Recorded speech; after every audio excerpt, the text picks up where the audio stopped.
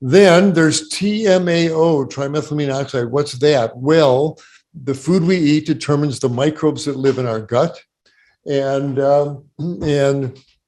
if you are eating a meat-based diet, then or an egg-based diet, you're going to be eating lots of molecules like carnitine and choline.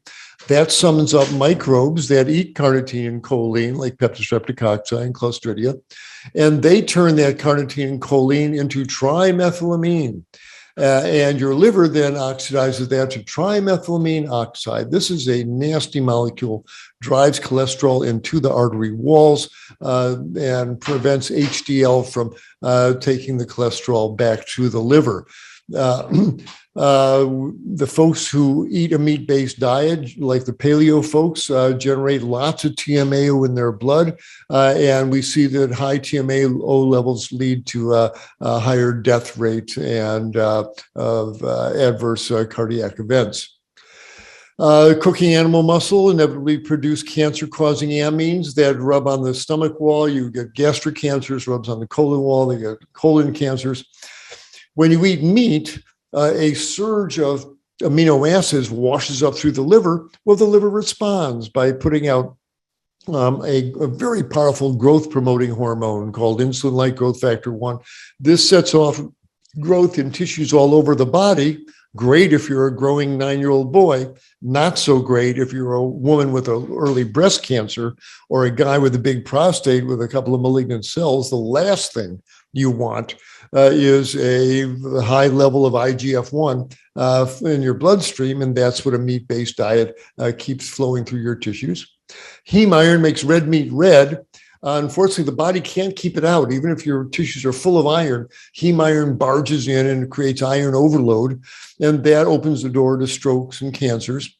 And finally, the animals in the feedlot are fed bushels of grains that are sprayed with pesticides and herbicides. They drink water with cadmium, mercury, lead in it, and all these contaminants bioconcentrate in the animal's flesh. And so every time you bite into that factory farm chicken breast or burger, you're eating all the concentrated toxins that animal ingested throughout its life.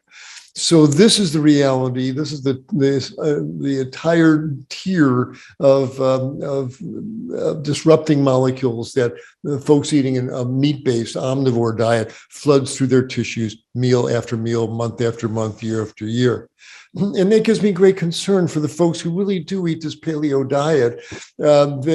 They often get initial improvement because they stop eating dairy and oil and flour products, and that indeed will make you leaner and healthier, and insulin action improves, and lipids often get better. And people say, see, paleo diet is the way to eat. But really, they're stuffing their intestinal tract full of decaying animal flesh 2-3 times a day for years. I think these folks are opening the door and welcoming in an epidemic of colon cancer. All the TMAO they're going to generate is going to give them a tsunami of heart attacks and strokes. The gut bacteria that the meat summons up injures the gut wall. They get leaky guts. This is going to open the door to lupus and autoimmune diseases. All the fat in the meats and the oils paralyzes the meats and the fatty foods paralyzes their insulin receptors, and they're going to get type 2 diabetes. The bacteria really inflame the gut wall. They're going to get Crohn's disease and colitis. And I showed you what a diet full of AGEs from the meat, et cetera, does to the arteries of the brain. I think they're opening the door to dementia as well. Time will tell. I don't wish anybody ill, but as an experienced physician, I have grave concern over what this very trendy fad diet that people are recommending. They like the taste of steak in their mouth, but I think the price for it is going to be excessively high.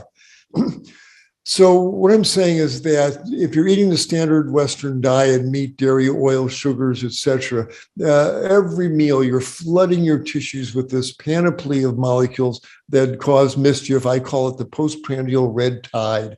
And these are the majority of the molecules. We've talked about them. And it's a fatty tide. It's a salty tide. It's sugary. It's antigenic, sets off immune reactions. It's acid forming. All the phosphates and sulfates generate phosphoric acid, sulfuric acid. It's mutagenic, damages your genes. It's carcinogenic. It promotes cancer growth. It's atherogenic. It promotes plaque in the arteries. It is pro-inflammatory and from the saturated fats, and it's disruptive to enzyme systems throughout the body. That's the nutritional red tide. It's a concept that I've created. You won't find it in the textbooks, but it's a handy mental picture to have. And the reason I chose it is because when a real flood tide is flowing through your house, it's pretty distressing to see your sofa floating down Main Street. But what really has you upset about that dirty floodwater in your house is what that dirty floodwater is going to leave behind, the stain in the carpet, the baseboards, the drywall that makes you rip out the tissues of the house and do a major overhaul. It's what the red tide, it's what the tide leaves behind. Well, the red tide in our body leaves its own kind of stain, and it's in the form of disease and dysfunction. Won't give any equations here, but food effects over time equal the health effects. And really, we have to honor the fact that if you're eating 3 times a day, every year, over 1,000 times a year, you've flooded your tissues with these red tide molecules. And how can this not have an adverse effect? I tell the med students, when you open up the exam room door in your outpatient clinic, when you see the man with the angina and the woman with the asthma and the man injecting insulin for his diabetes and the woman struggling with acne, these are not random events. This is not bad genes. These are largely the effect of the red tide flooding through their tissues, meal after meal, month after month, year after year.